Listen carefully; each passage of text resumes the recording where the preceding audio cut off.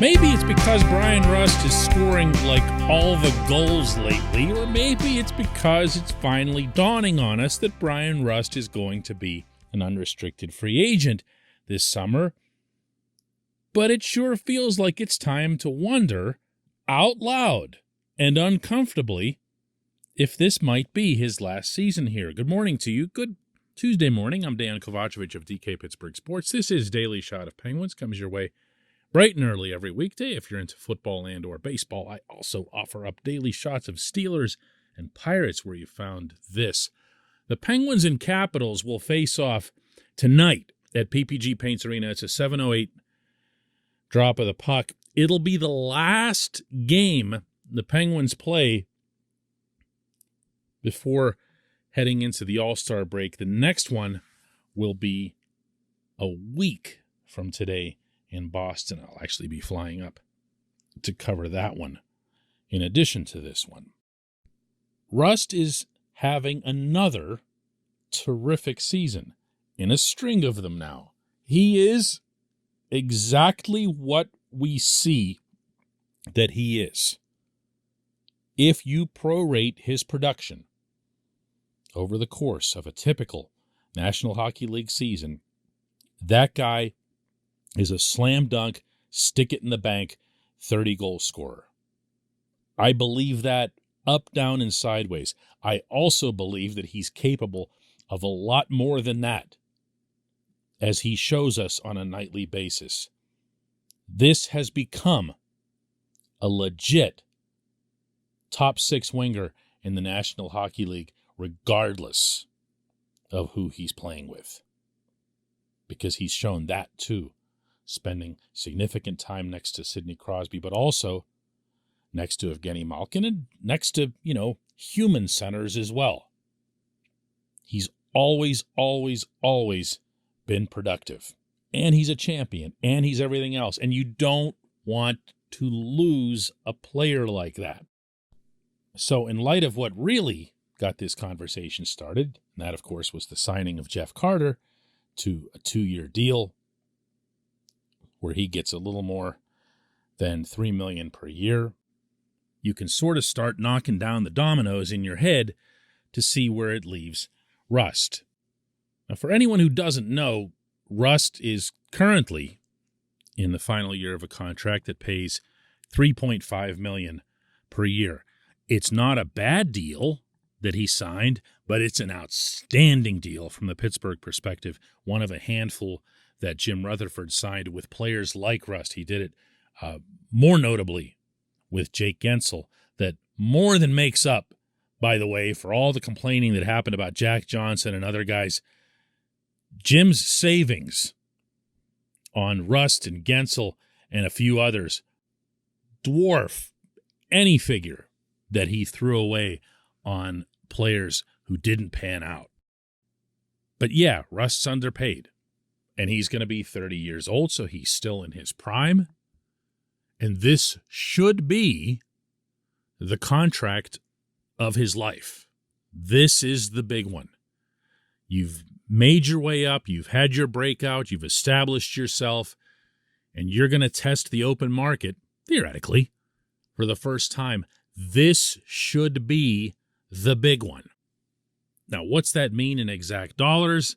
Well, if you're Rust's agent, you're going to be looking at Mitch Marner in Toronto, who's just sickeningly overpaid by the Maple Leafs at $11 million a year, but he's only 24 years old. So he could, I guess, in the minds of whichever dope in the Toronto organization signed this deal from the team perspective, blossom into something more than what he is. They're still waiting on that. You could look at Gensel's deal and see that he's getting $6 million this season and for each of the next two. But again, that's a good price for the team, for a player who's in his 20s, who's scoring with the consistency and the frequency that Jake does. So where's Rust in that? I could look at his terms and say he's probably in the $5 million range. especially if you give him significant term, if you stretch it out a little bit. Throw in security. That's something that tends to work with players, especially when they like where they are. And I'm pretty sure he does. So $5 million, more, $6 million, something in the Jake range.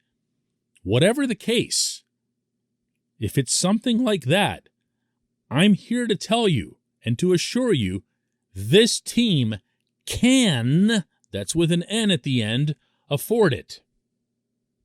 This portion of Daily Shot of Penguins is brought to you by the good people at the Greater Pittsburgh Community Food Bank, where they're committed to providing food for all of our neighbors in need across Western Pennsylvania. They, in turn, need your help. Find out how $1 can be turned into 5 full meals for those in need. Visit pittsburghfoodbank.org. Now, how could I say that the Penguins management can afford nearly doubling Brian Rust's pay with an offseason coming up that also has Evgeny Malkin, Chris Letang, Danton Heinen, Evan Rodriguez, and other players coming up as unrestricted free agents? How can I say that with confidence? Especially knowing that the NHL salary cap isn't budging from $82 million.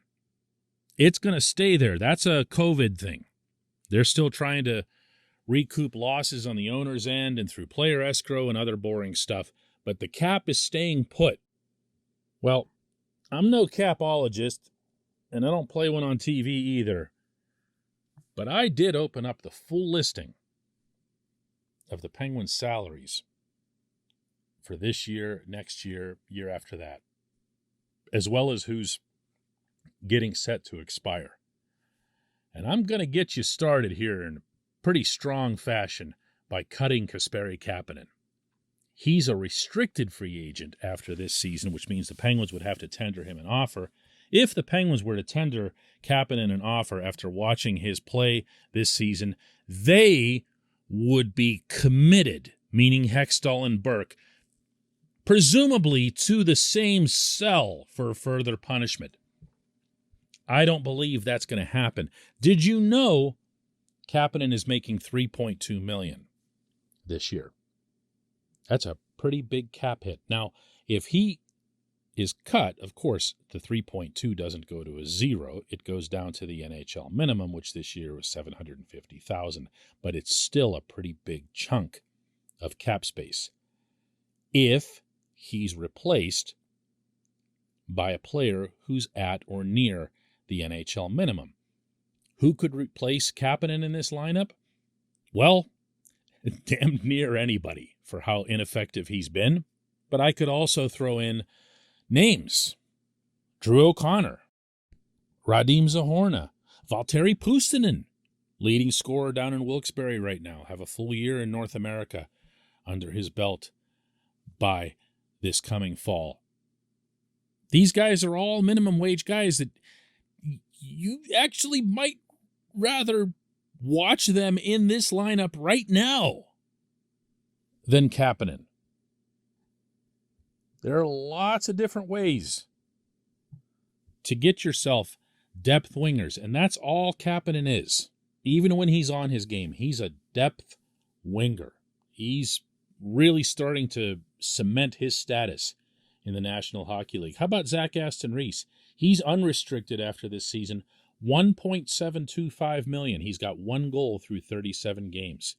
When everybody's healthy, I am predicting, and this is not a bold call on my part, he's going to become or start becoming a regular healthy scratch. You can't play forward in a modern National Hockey League game night after night after night after night without scoring. $1.725 million. That's another million, right? In savings, what have I got us so far? Around 4? Let's see who else I can find here. You can move people. We're always going to be looking at the Jason Zucker contract and hoping that there's one team dumb enough to pick up a $5.5 million deal, and that's what he's owed this season and next season before he's an unrestricted free agent. Or you can try to work out one of those weird deals with Arizona or Ottawa or one of those teams that has a tough time spending up to the salary cap floor.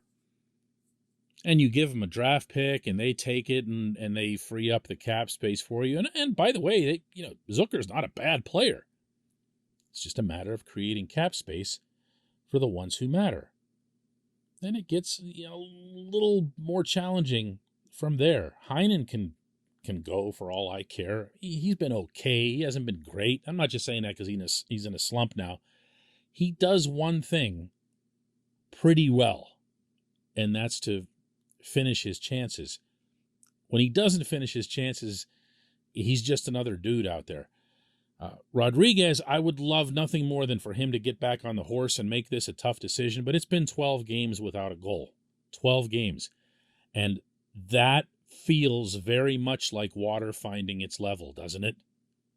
And when he had 15 goals through the first 37 games, and you're thinking, this is nuts, he's on a 30-goal pace, 35-goal pace, what's going on here? Well, this is what's going on. Rodriguez is a $1 million cap hit, so he didn't cost much this year. Heinen is a $1.1 million cap hit, obviously also didn't cost much.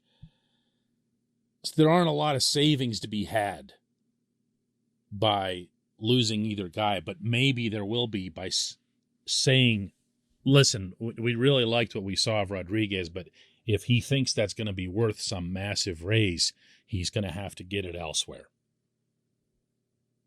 So what's left? What's left? Well, the two big ones. And they, more than anyone else, will dictate what ends up happening with Rust.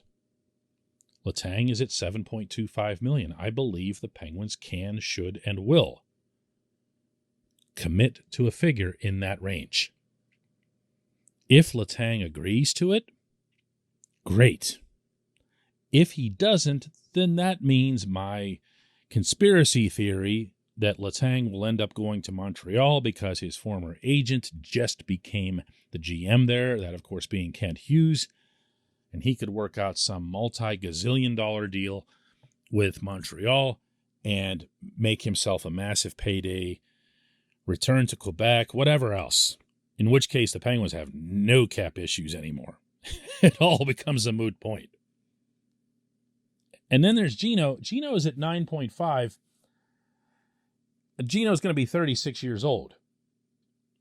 And if you look at the history of similar type players and similar age levels, they're not making the same money. And it would be very reasonable, and I also think very realistic, because Gino definitely doesn't want to go anywhere else, to work something out with him where he takes less, maybe even significantly less, than the 9.5 to arrange his career finish towards something that might appeal to him. You know what I mean? Set him up for, if he wants to play 3 more years, give him a 3-year contract that's respectable and everything else that accounts for his age and allows the team to build around him and everything else. That's another, $2 million? How much money have I just handed Brian Rust? This can be done. It really can. When we come back, just one question.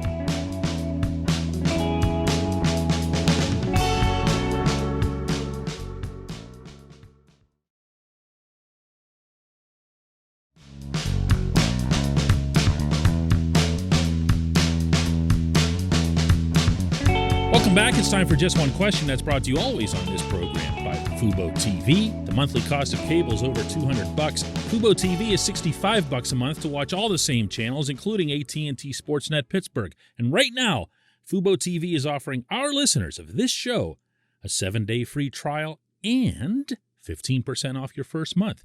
Just go to FuboTV.com/DK.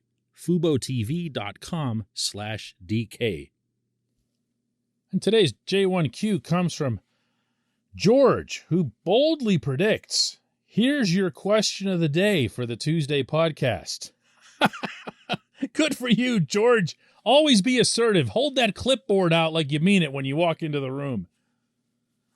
George asks, will the Penguins look into some toughness/size/ sandpaper for the playoffs. The Tampa Bay Lightning had Pat Maroon, Blake Coleman, Barclay Goodrow, Yanni Gourde, Zach Bogosian. They actually had more than that, too. You're leaving out Ryan McDonough, who's a pretty gritty guy as well. They are what they are. And the Blues before them were what they were, including with Maroon, of course. And there's a feeling in the National Hockey League, and it's one that happens to be shared by the current director of hockey operations in Pittsburgh, Brian Burke, that the pendulum is swinging a little bit back toward size. As Burke himself has pointed out, the last truly small team, small-ish team, to win the Cup was Pittsburgh. And that's when Pittsburgh basically came at the league with a sneak assault. You know, there was no one in the NHL that was prepared for a team to just go all speed at them the way that one did. All of those Carl Hagelins flying all over the rink, pressuring the puck, generating tons and tons and tons of shot attempts, maintaining possession, and just wearing big physical teams down by tiring them out. But that script flipped right in front of our eyes when Washington, although the Capitals did add a little bit more speed and cut down a little bit on the size and the toughness, they were still a pretty big team when they won their first and only Cup. And everything that we've seen since then has been big, but also fast and skilled. It's teams that, for the most part, are having their cake and eating it. That's a tall assignment. It really is. And it also doesn't matter at all. Not in Pittsburgh. This head coach has a way that he wants to play. He's won with it. He continues to win with it. And he continues to not care in the slightest how much his team beats up the other guys. When we're watching the games, and believe me, George, I'm with you on this, okay? I'm not new to the sport, to say the least. I want to see the team that I'm pulling for never back down. I want to see that team sticking up for their teammates. I want to see them instigating. I want to see them intimidating the other guys, because I'm very much a product of the era where that led to W's. That led, for some franchises, to championships, especially when it was coupled with skill and speed and all that other good stuff. That's not the hockey that this coach wants to play. You will not see it. You might see the coach embrace the occasional Brandon Tanev, someone in that spirit. Obviously a classic sandpaper guy, but also a guy who's legitimately crazy fast in that order and makes things happen with the puck. And to his credit, he continued to do that in Seattle this season before the season-ending knee injury. Good hockey player. He fit in here. Now, does that mean if Sullivan had Pat Maroon, he wouldn't play him? No. I mean, I'm sure he'd find a way to get him involved. I'm sure he'd find a way to utilize his assets. But if you're going to give Sullivan size and a stout presence on the rink, he's going to take a Jeff Carter every time, because Carter's got the size. Carter's not backing down from anybody. But Carter can also do other really cool things like skate fast and score goals. That's just how it's going to be here. We can wish and complain and whatever else every time something doesn't go right for the Penguins. And that seems to be the MO in Pittsburgh right now, is that every time they lose a game or two, or like now they've lost 3, it's, wow, blow it up and get tough. Well, that's just not today's NHL for the most part. and it's definitely not this head coach. I appreciate the question. I appreciate everybody listening to Daily Shot of Penguins. We will do another one tomorrow.